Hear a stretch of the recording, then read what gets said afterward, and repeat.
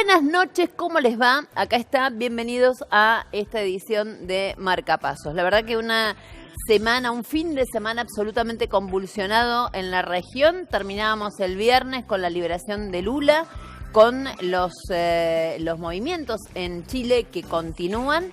Y si algo nos faltaba es todo lo que sucedió durante el fin de semana en Bolivia. Yo la verdad que estoy a esta altura un poco harta de eufemismos. Lo que sucedió en Bolivia se llama golpe de Estado, concretamente sin ningún tipo de eufemismos, y les voy a explicar por qué. Había un gobierno constitucional que tenía un vencimiento de mandato que todavía no se había terminado. Los jefes de las Fuerzas Armadas decidieron no obedecer las órdenes del presidente y además sugerirle que renuncie. La verdad, yo no encuentro nadie que me explique de otra manera más que decirle golpe de Estado a lo que sucedió el domingo en Bolivia. Ahora bien, hablemos en todo caso de qué pasó previamente para que se llegara a esa situación. Concretamente hubo un presidente, Evo Morales, que realmente llevó al país a unos índices económicos increíbles a lo largo de 12 años de gobierno. Pero también es cierto que hubo desgaste, son 12 años, que hubo una falta de visión política para designar quizás a un delfín, a alguien que lo suplante a él mismo, que se pasó por el trasero también Evo Morales, el que fue destituido este fin de semana y que claramente este fin de semana le hicieron un golpe militar.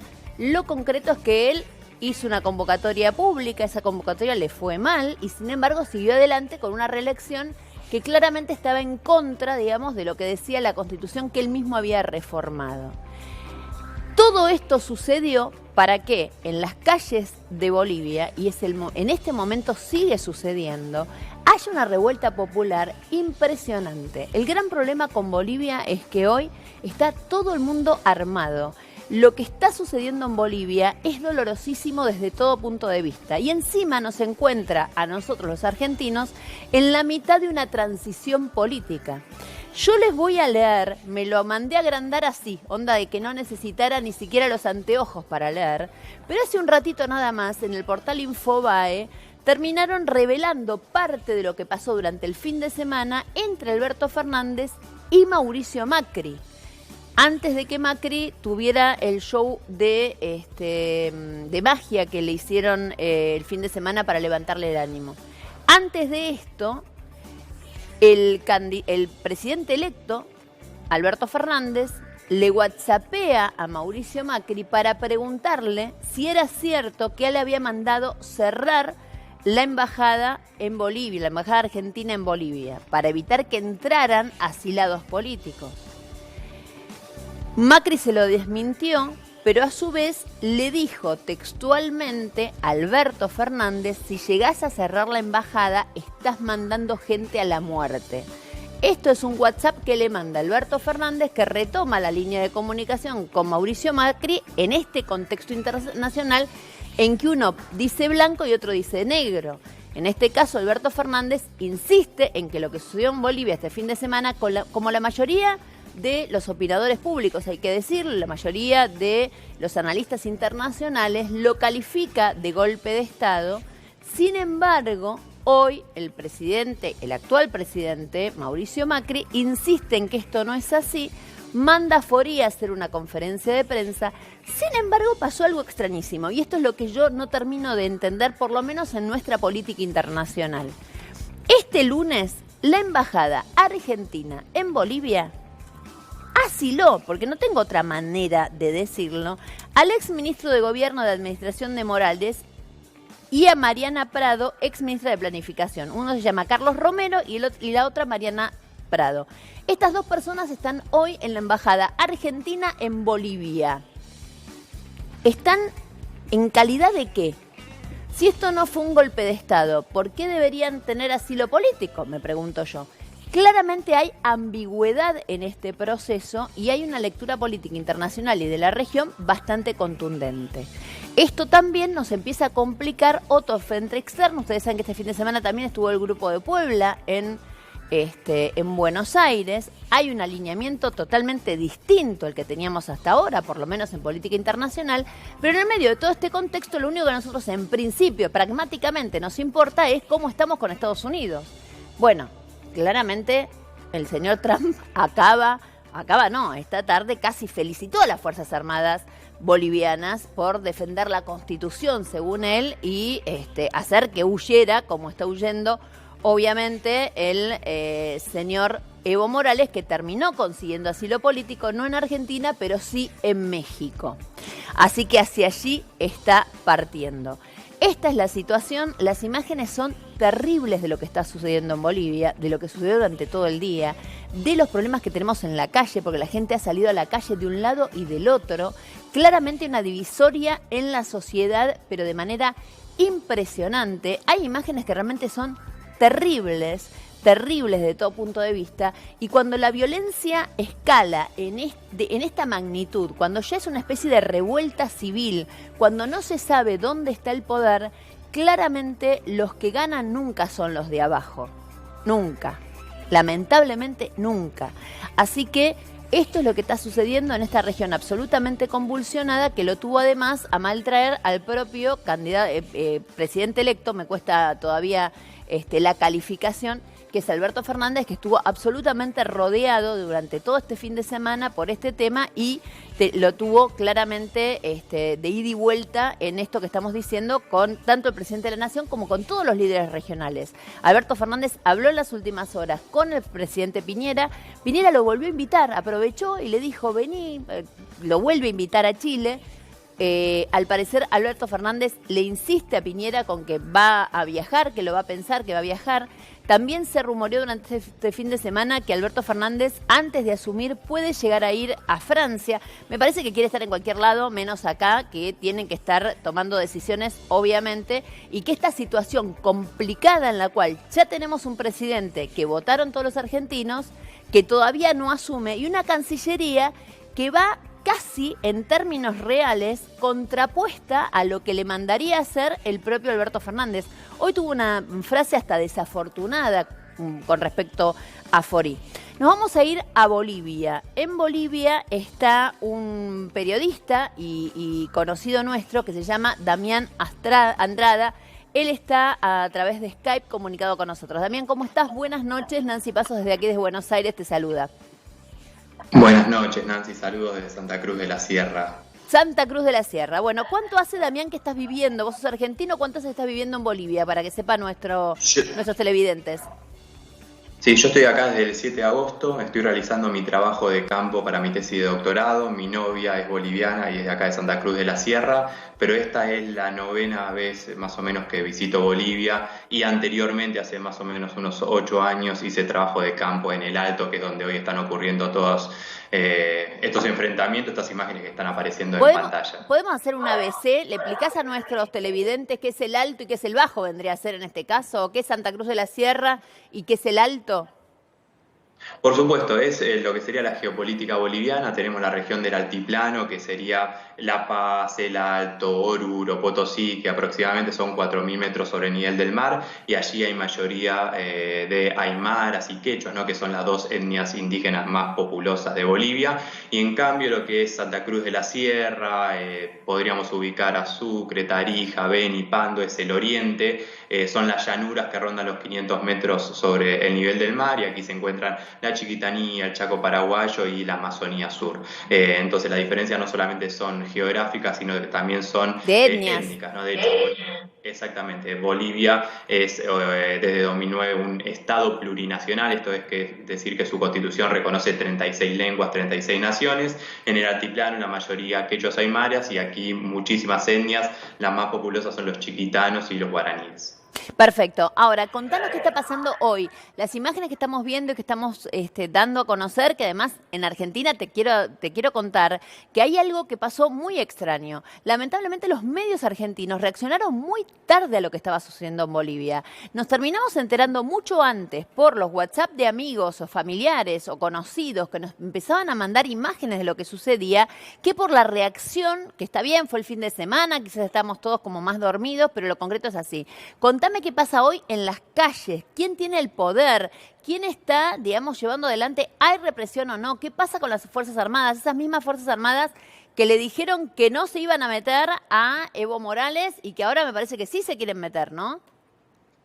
Sí, bueno, en primer lugar, a mí me parece el punto clave el tema del poder. Yo en mis tesis lo trabajo con el concepto de hegemonía de Antonio Gramsci, porque creo que Evo Morales ha construido mucha hegemonía, ha tenido una construcción a largo plazo, ha acumulado mucho poder a tal punto que ha tenido victorias electorales con el 64 y el 61% de los votos, incluso logrando las adhesiones de los empresarios del oriente boliviano, ¿no? Que hoy en este momento están justamente en contra de Evo Morales. Entonces creo que esa construcción de poder ha sido muy grande, como señalabas vos, especialmente con los grandes avances socioeconómicos que ha tenido Bolivia, bajando la pobreza, por ejemplo, del 60 al 35%, el hambre del 35% al 17%. Digo, esos datos son duros, uno los puede ver, la población de Bolivia está mejor en estos años en términos económicos. Damián, de eso, perdóname, de eso no hay duda, pero también es cierto que, a ver, yo no quiero utilizar un término. Hoy acá hubo una discusión en las redes terrorífica respecto a quiénes estaban de un lado y del otro de esta grieta, quiénes lo calificaban de golpe y quiénes no.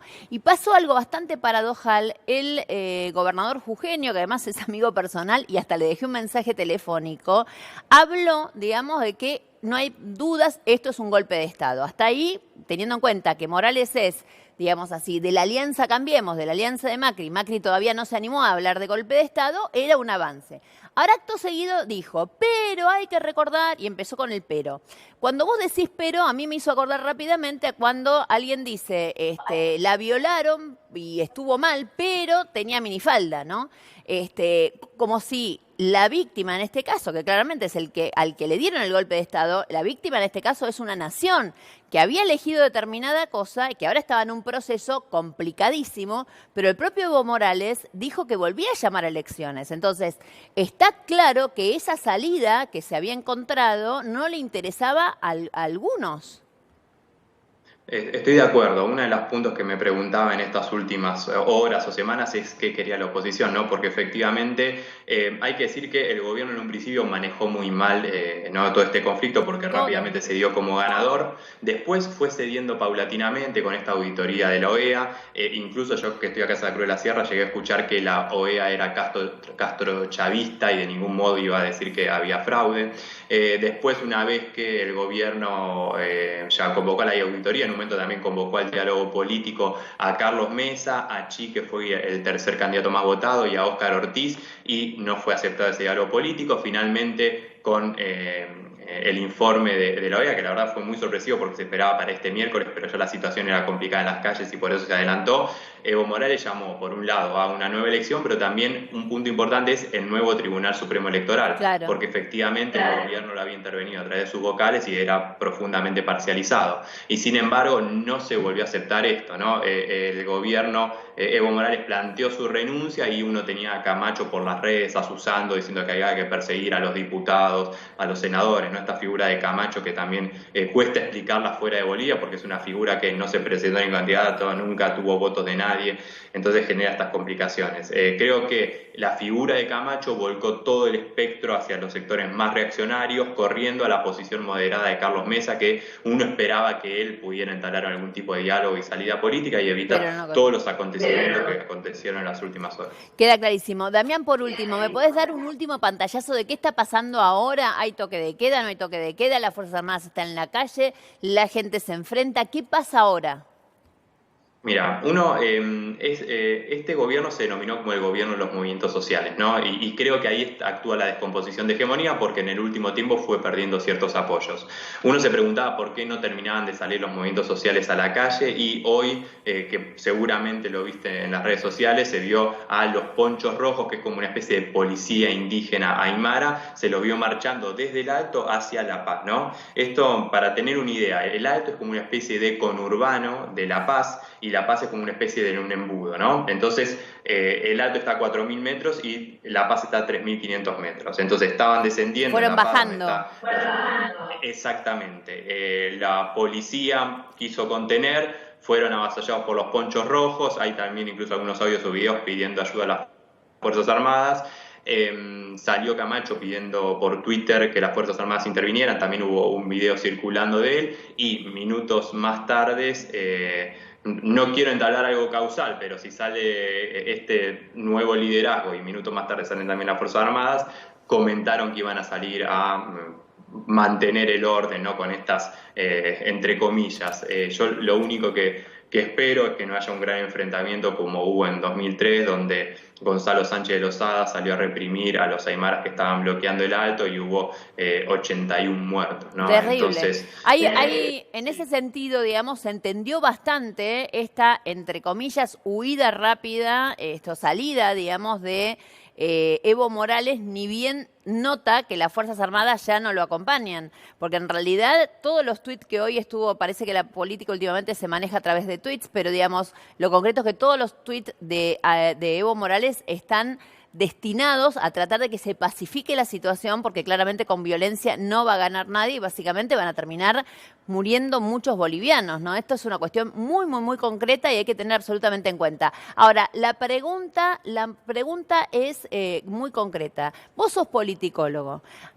¿Cómo describís esto? Acá hay una especie de gran debate nacional que nos tiene de un lado y del otro, a quienes califican a esto técnicamente de golpe de Estado y quienes no, quienes de alguna manera dicen, bueno, es una crisis institucional porque en realidad no fue un golpe, él en realidad hizo un golpe previo porque fue en contra de la Constitución que él mismo había sacado. ¿Para vos qué es esto? Mira, te voy a señalar una serie de eventos, ¿no? Yo vengo siguiendo el conflicto, vengo incluso dando algunas entrevistas, por ejemplo, con Radio Nacional Córdoba, y fui bastante cauteloso, o intenté al menos ser bastante cauteloso, hasta que el viernes por la noche comenzaron a amotinarse y a acuartelarse los policías. Incluso a mí me llamó la atención mucho el amotinamiento en Cochabamba, que fue el primero, con un cartel de la policía diciendo renuncia Evo, fuera Evo Morales, ¿no? Entonces a partir de ahí sí noté que estaba cobrando esto gravedad. Te soy sincero, nunca pensé que este sería el desenlace, pero el amotinamiento y los acuartelamientos a mí me parecen un punto de incidencia para terminar de dar vuelta este empate catastrófico, si uno quiere usar los términos del vicepresidente, que además es un intelectual aquí en Bolivia, en Latinoamérica. Y cuando las Fuerzas Armadas, ¿no? Las palabras textuales, le sugerimos al presidente que renuncie, a mí me parece que sin el acuartelamiento y amotinamiento de policías, sin la sugerencia, ¿no? De las Fuerzas Armadas para que renuncie, Evo Morales no habría renunciado y Evo Morales habría cumplido su mandato hasta el 22 de enero de 2020. Entonces, desde ese punto de vista, yo adhiero a la tesis de que es un golpe cívico, policial, militar, y señalo un punto más, ¿no? Porque también lo que se dice es que, bueno, no asumieron las Fuerzas Armadas. Recordemos el golpe a Frondizi en Argentina, que no asume las Fuerzas Armadas, sino que asume el presidente del Senado, José María Guido. Entonces, yo encuentro rápidamente, si uno quiere buscar analogías, encuentro eso.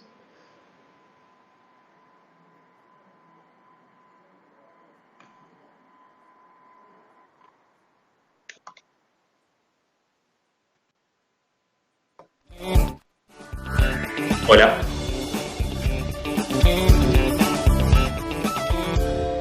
Hola, hola. Abran el mic. Abran el mic. Que hola, hola. Ahora sí. Ahora puedo. Perfecto. Hola. Se murió mi micrófono.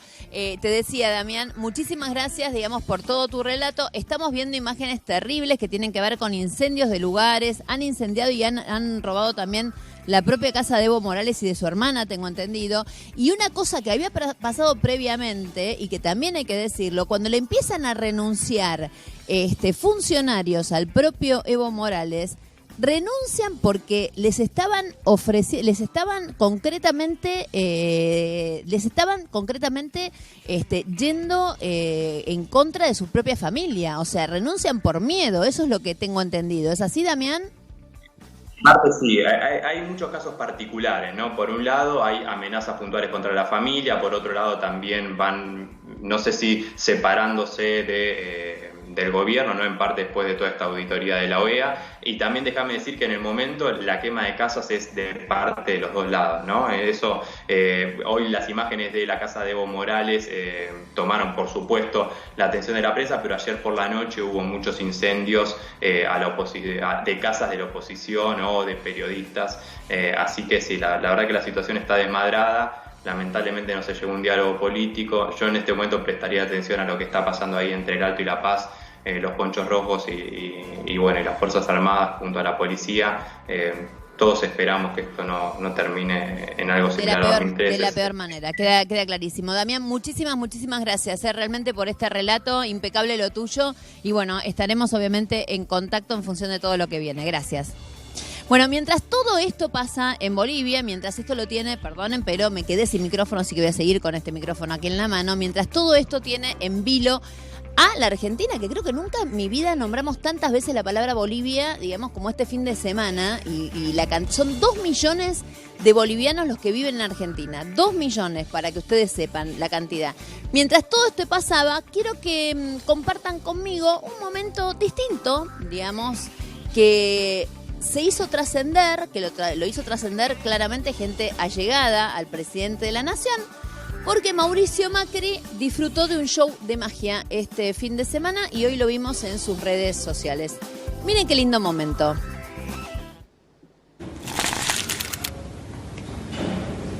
¿Sentiste recién cuando toqué? Sí. Señalame con tu mano derecha en dónde, por favor. ¿Cuántas veces? 2. A la mierda. ¿Sentiste recién cuando toqué? Sí. Señalame con la mano en dónde, por favor. ¿Qué mano? Con la que quieras. No.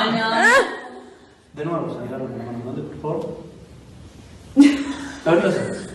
¿Viste cómo pasé el borde del cigarrillo por la nariz? Eso fue lo que pasó. Y antes sentiste en el hombro también. Sí. Pero yo lo toqué a Mauricio siempre. No, es que nadie ellos te estaban tocó. conectados. Y vos lo sentiste.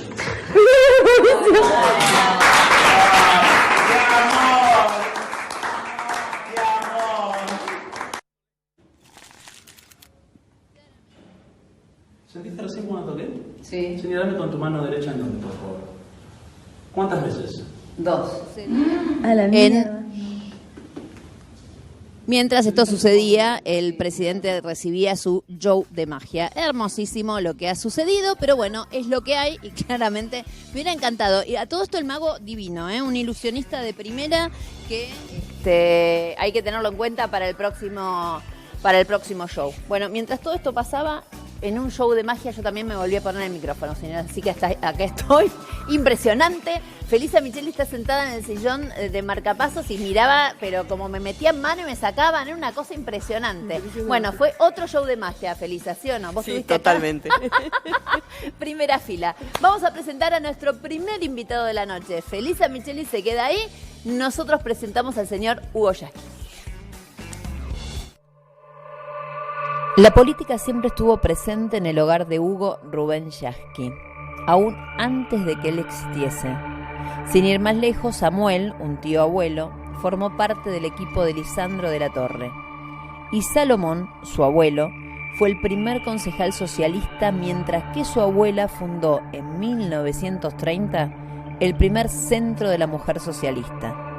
Todo en Ramos Mejía, La Matanza, cuando Ramos Mejía parecía quedar mucho más lejos del centro que ahora, y cuando el socialismo era dirigido por Alfredo Palacios.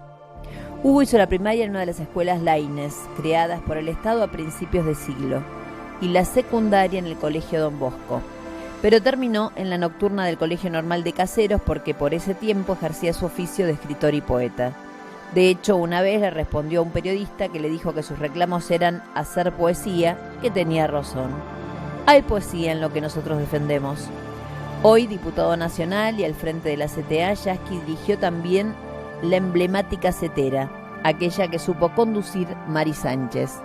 No hay casualidades, este maestro comenzó a ejercer en 1971 en una escuela de La Matanza, pago chico de Mari, cuna de la CETERA que se creó finalmente en 1973.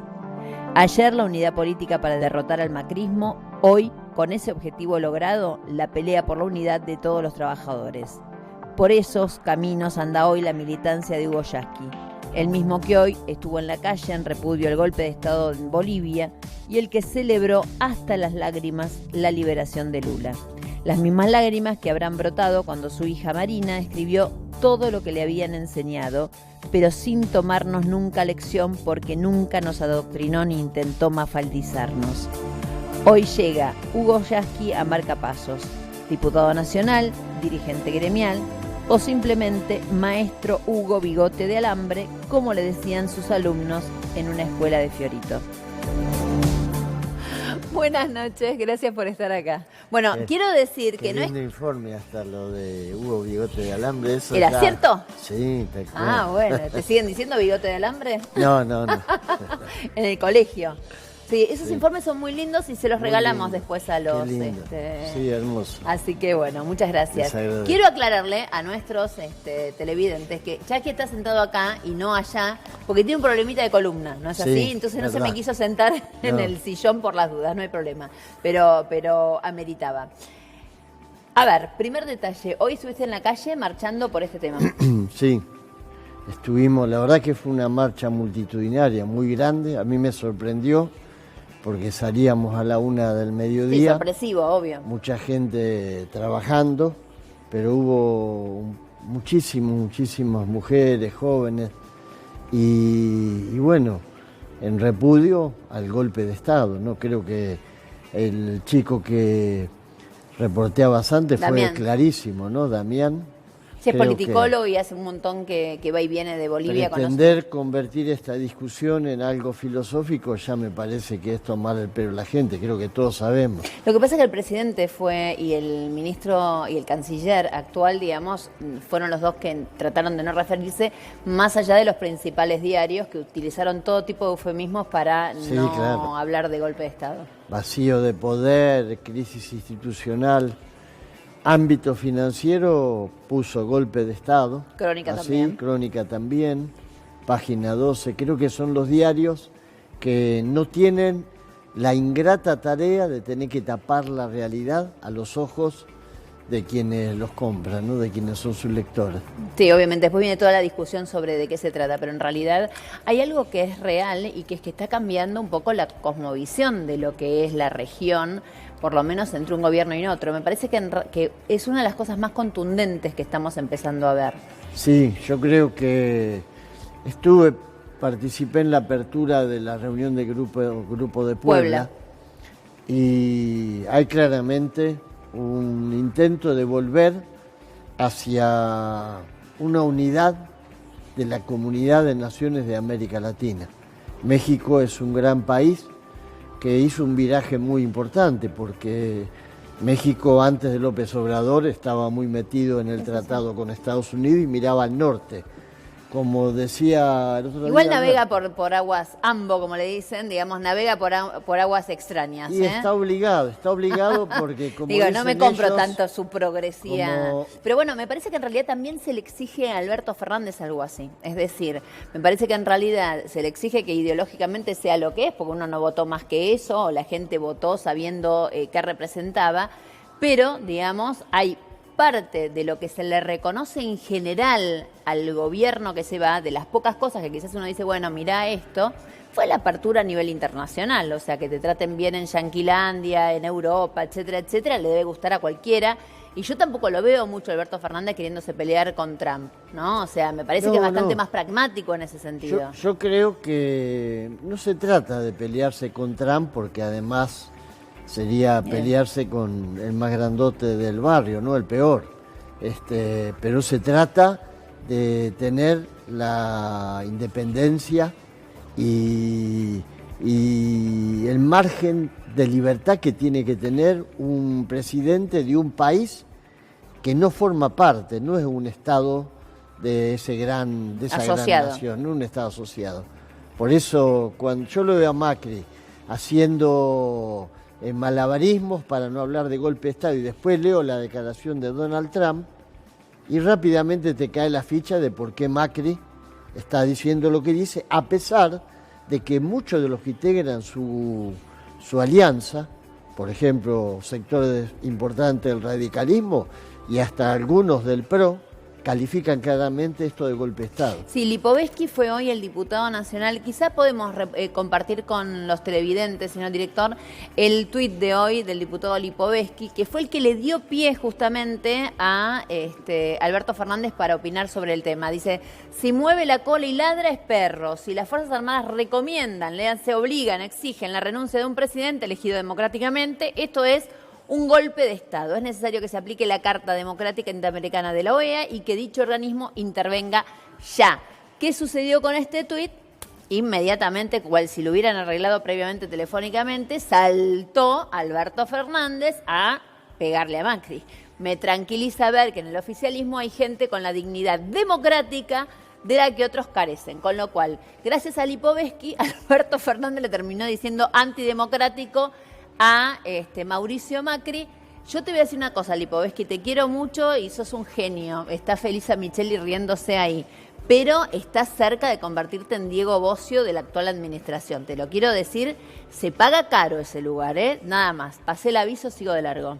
No, yo creo, mira, te digo, lo conozco a Lipovetsky, tuve muchas discusiones con él, en una época nos solíamos encontrar en algunos programas de televisión, pero hay cuestiones en las que no se puede ser ambiguo. No, eso desde ya. Pero, a ver, y yo estoy a mí me totalmente parece de que lo que acuerdo. hace es correcto. Yo estoy totalmente de acuerdo con lo que dice Lipovetsky, no hay ninguna duda. Lo que pasa es que también es cierto, digamos, que esto dio pie a una... Sí, claro.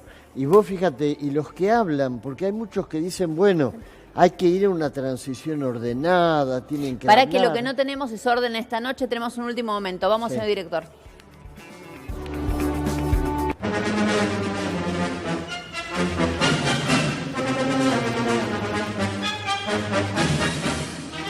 Último momento. Evo Morales confirmó que se va a México. En un tuit que acaba de subir a las redes sociales, el expresidente Evo Morales Ayma dice: hermanas y hermanos, parto rumbo a México, agradecido por el desprendimiento del gobierno de ese pueblo hermano que nos brindó asilo para cuidar nuestra vida. Me duele abandonar el país por razones políticas, pero siempre estaré pendiente. Pronto volveré con más fuerza y energía. Este tuit tiene solamente 5 minutos y acaba entonces de confirmar Evo Morales lo que casi todos preveíamos y que era después de la aceptación del pedido de asilo político, viaja entonces Evo Morales hacia México. Sé que Alberto Fernández estuvo teniendo hoy charlas telefónicas con los distintos presidentes que tienen que además habilitar el espacio aéreo para que este avión salga parte de Bolivia y llegue hacia México, ¿no? Así que me parece que ahí también hubo un trabajo del futuro presidente que se tomó absolutamente a pecho todo lo que está sucediendo con este tema. Entonces, Evo Morales, información de último momento, confirma que se va a México, que abandona Bolivia. Así las cosas, veremos cómo sigue esta crisis institucional y si la partida de Evo Morales por lo menos aquieta un poco los ánimos, ¿no? Porque realmente lo que está pasando es gravísimo. Hay mucha gente armada en la calle.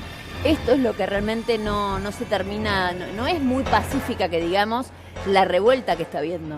No, creo que hay derramamiento de sangre, creo que ha habido 2 días en los que las denuncias que nosotros vimos o los cables de compañeros y compañeros que eran allegados a Evo desesperados porque entraron a las casas, vándalos, saqueo, sicarios. Lo que pasa que en eso, te digo la verdad, hay que decir las dos cosas. O sea, hubo vandalismo de un lado y también hubo del otro. Y no me quiero, digamos, no me quiero convertir en Corea del Centro, que tampoco me molesta, ni lavarme las manos. Pero la verdad, el nivel de agresión que hubo, tanto de un lado como del otro, fue fuertísimo.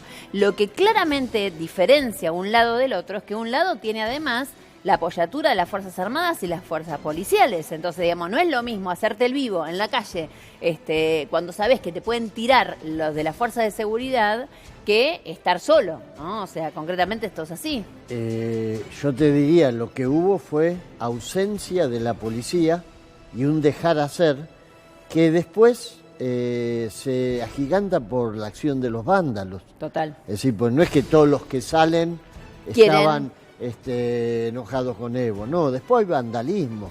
Después... Ahora, también hay que reconocer una cosa, así como se dice una cosa, se dice la otra. Yo creo que realmente Evo Morales forzó la situación de más, que no supo generar un delfín. algo que le pasa a algunos líderes latinoamericanos, que no le pasó a Néstor Kirchner, aunque se murió en el camino, y que en su momento, digamos, y que no le está pasando a Cristina Kirchner, que también genera, digamos, un delfín.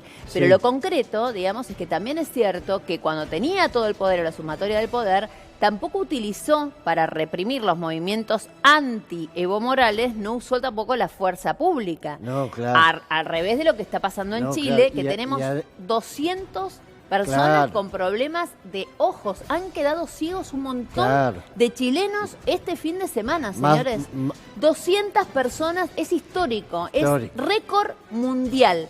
No hubo nunca en la historia del mundo 200 problemas de violencia con los ojos oculares, ¿no?, en una misma ciudad en 48 horas. Esto sucedió en los últimos días en Chile, Con digamos. más de 43 muertos hasta ahora. Más de 43 muertos y no sé cuántos ciegos. Sí, o sea, sí, han quedado terrible. ciegos. Se van a hablar de los ciegos de esta Sí, revuelta de popular. esta generación. Y vos fíjate, todo lo que vos decías respecto de Evo, que bueno, es discutible, sí, Sí. seguro, se resolvía con la elección. Porque Evo estaba dispuesto, Contando bien los votos, ¿no? contando bien los votos, pero suponete que Evo hubiese perdido, que no hubiese llegado a los 10 puntos de diferencia. Sí, sí, que hubiera tenido que ir a la segunda que la vuelta. OEA hubiese dicho, como lo dice en el informe, porque Sí, vos sí, fíjate dice, que el salió informe- primero Evo, pero no le alcanza. Claro, en el informe lo dice. O sea, ¿qué correspondía? Una nueva elección, una segunda vuelta. Perdía Evo y ganaba Mesa, supuestamente.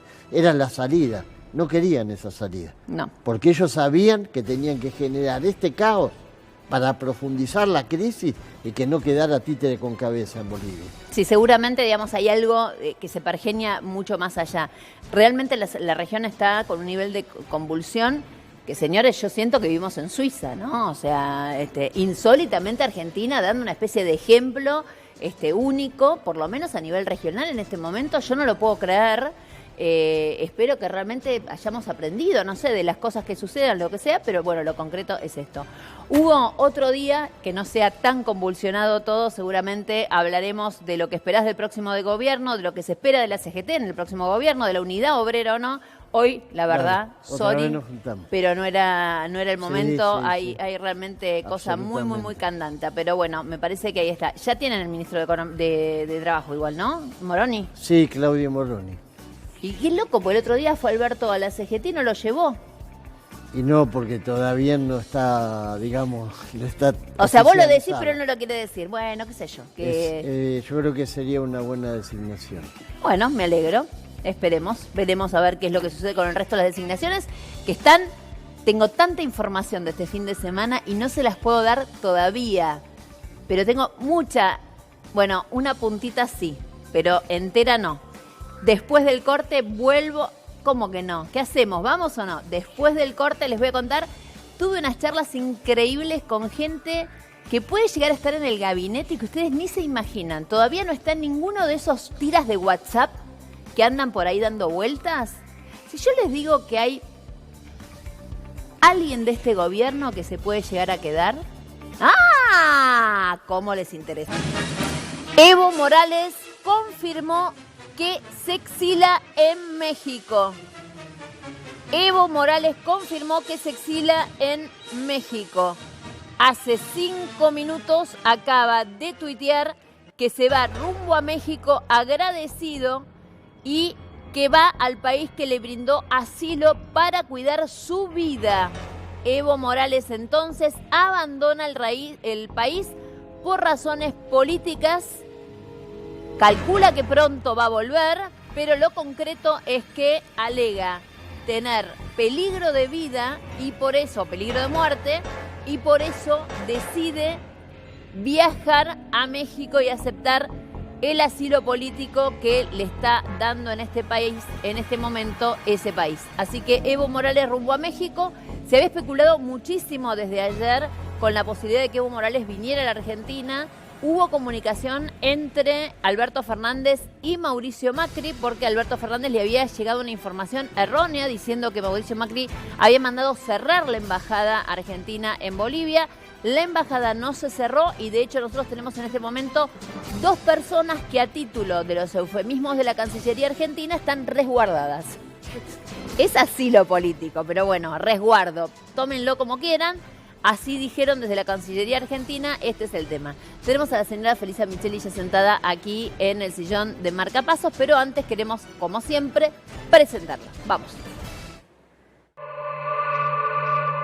Tal vez parezca extraño, pero uno de los grandes referentes económicos de Felisa Josefina Micheli fue un ex candidato a presidente que seguro ella no votó, Roberto Lavagna. Con él estudió y trabajó desde los años 70. Por aquel entonces Micheli militaba en el Partido Revolucionario de los Trabajadores, Lavagna no. Pero ambos, ex ministros del kirchnerismo, los unía la visión económica de Aldo Ferrer. Nació en Luján, pero su familia, de origen humilde, terminó afincándose en Carlos Casares. Allí Felisa concluyó su secundaria y se mudó a la ciudad de Buenos Aires. A los 22 años se graduó de licenciada en Ciencias Económicas en la UBA. Tiempos agitados, moría Perón y Argentina entraba atravesada por la violencia de la AAA. Era apenas una pálida previa de lo que sobrevendría a partir de 1976 con la dictadura militar. En aquellos años, Felisa se recluyó en la actividad privada, hasta que en 1983 fue designada directora del Banco Provincia. En 1990 ingresó a la consultora Ecolatina. Ya en el 2002, Micheli fue nombrada por el ya entonces ministro Lavagna como su representante en el Banco Central.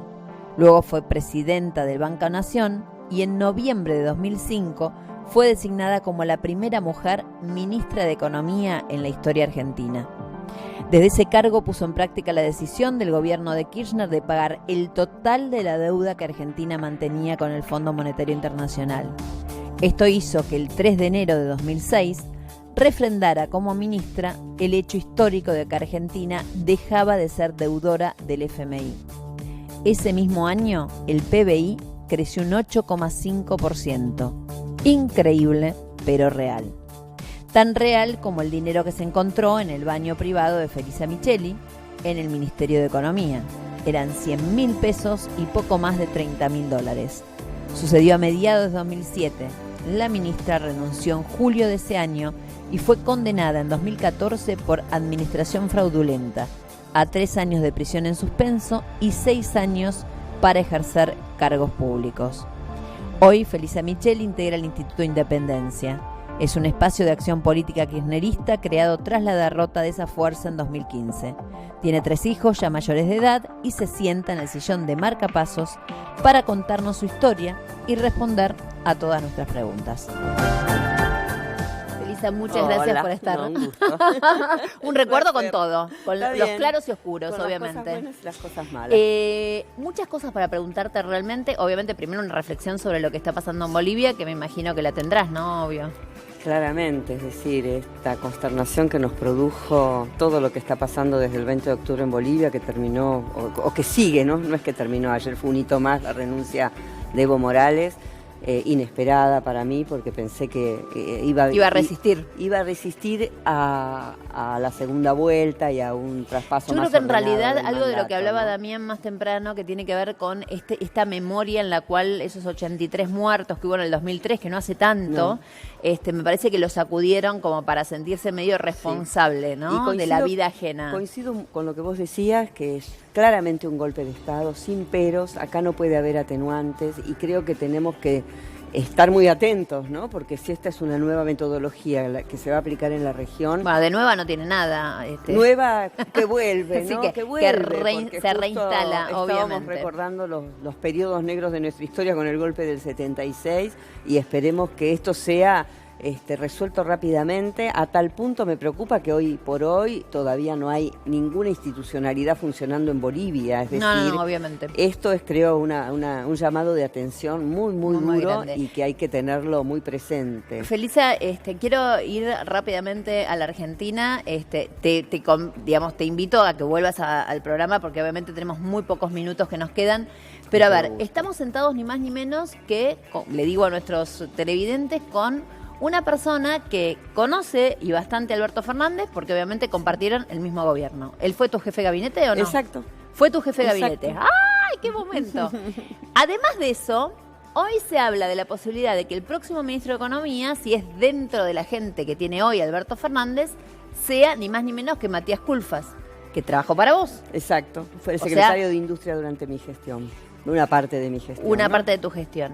Y Cecilia Todesca. Que también estuvo en el Banco Central en esos tiempos. Así que, mi amor, sabes un poco de todo. Yo los veo medio verdes a los dos para este momento de la economía argentina. No pretendo que me digas lo mismo porque obviamente no estaría bien que lo dijeras, así que no te dejo. Pero háblame un poco, digamos, de sus características. ¿Cuál es la diferencia entre una Todesca y un Culfas? En realidad tienen características muy similares como economistas. Son ampliamente defensores de esa economía heterodoxa que propende al desarrollo del mercado interno, a generar demanda, a generar crecimiento a través de esa demanda y por eso el aumento de la recaudación y por eso ir logrando de a poco un superávit fiscal. Claramente son esos no economistas. Son el ajuste, son lo contrario. Son economistas que no les da miedo la maquinita, para decirlo de No, alguna para manera. nada, para nada. Tampoco son personas irresponsables que estarían dispuestas a emitir sin ningún tipo de consideración. Son además muy cautos en cuanto a el tema financiero. Ellos entienden que con una tasa de interés como la vigente es imposible que subsista ninguna actividad económica y productiva en la Argentina. ¿Cuánto sabe de economía Alberto Fernández? Alberto entiende de economía, le preocupan los temas económicos. Me parece que de una manera distinta que como a mí me tocó estar con Néstor Kirchner, que sí realmente era su leitmotiv y su mayor interés, bueno, las condiciones en las que estábamos, en ese sentido, no había más remedio que sea así, ¿no? Para decirlo, siempre se decía que Néstor Kirchner era su propio ministro de Economía. A ese nivel de conocimiento no llega Alberto Fernández. Me parece que no. Ni de conocimiento diría más que de interés. Me parece que Alberto también está mucho más interesado en otras cuestiones como esta cuestión de generar política regional, de qué pasa con la justicia, qué pasa con la educación. ¿Cuán capacitado está el Alberto Fernández que de alguna vez vos conociste en su momento y que ahora conoces también a los que pueden llegar a ser próximos ministros y fueron tus discípulos para delegar esa parte? Yo creo que puede delegarla perfectamente y de todas maneras el presidente tiene que estar siempre muy atento a lo que hace su ministro de Economía. Yo no coincido para nada con esos presidentes que, como en el caso de Cavallo, que era él que manejaba el país plenipotenciario. No estoy de acuerdo. Creo que los que tienen los votos son los presidentes y deben estar muy atentos a lo que pasa en la economía, porque eso determina ganancia, aunque parezca muy llevado porque yo soy economista, no, pero la economía determina las otras cosas. La educación no puede desarrollarse si no tiene un caudal de fondos que lo respalden, que no tiene un financiamiento que haga posible, y así cada área, ni la cultura, ni el deporte, ni las artes. Yo posiblemente me he transformado un poco, como todo el mundo, digamos, va creciendo y se transforma un poco más en conservador, ¿no? Pero así decía mi mamá. Sí, parece que algo de eso hay, pero a mí particularmente el jueves pasado, un sindicalista fue el que me dijo, démosle a la maquinita y después, en todo caso, evaluaremos en un año. Me lo dijo a mí en vivo y en directo, yo me quedé así como medio pasmada, dije, ¡ay, qué horror! Pero, digamos, fue obviamente titular de muchos diarios.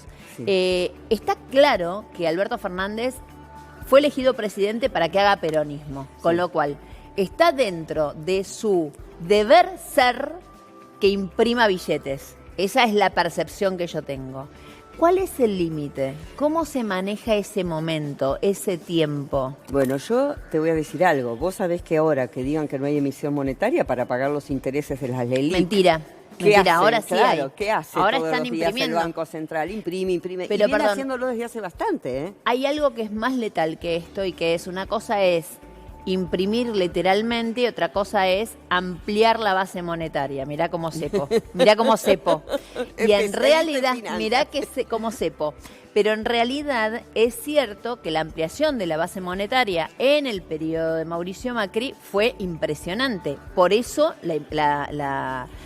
digamos, la inflación, entre otras cosas. Porque si no, dice, solamente puede dar inflación la maquinita. Bueno, él sin maquinita tuvo inflación. Récord histórico. Récord histórico. Entonces, primero pensemos que se puede reemplazar esa emisión que hoy se destina a estos fines para destinarla a aquellos que nosotros deseamos que ocurran, que son que haya más plata en el bolsillo de la la clase media, de la gente en general, de los trabajadores, de los jubilados, para que puedan comprar, mover la rueda del consumo y del mercado interno. Entonces, por ese lado, se trataría de sustituir a dónde va esa emisión. Y por otro lado, de ir reduciéndola en la medida de lo posible, ¿para qué?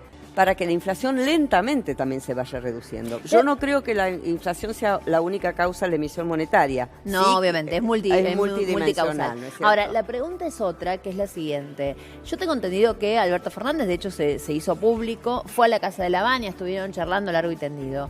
Estoy muy mal, no quiero minimizar a Culfas, ni a Cecilia, ni a nadie, pero a mí me daría un poquitito más de tranquilidad alguien como la Baña. Te daría confianza, digamos. Digamos que empezaría como más tranquilita. Ahora, ellos no se llevan muy bien, ¿no?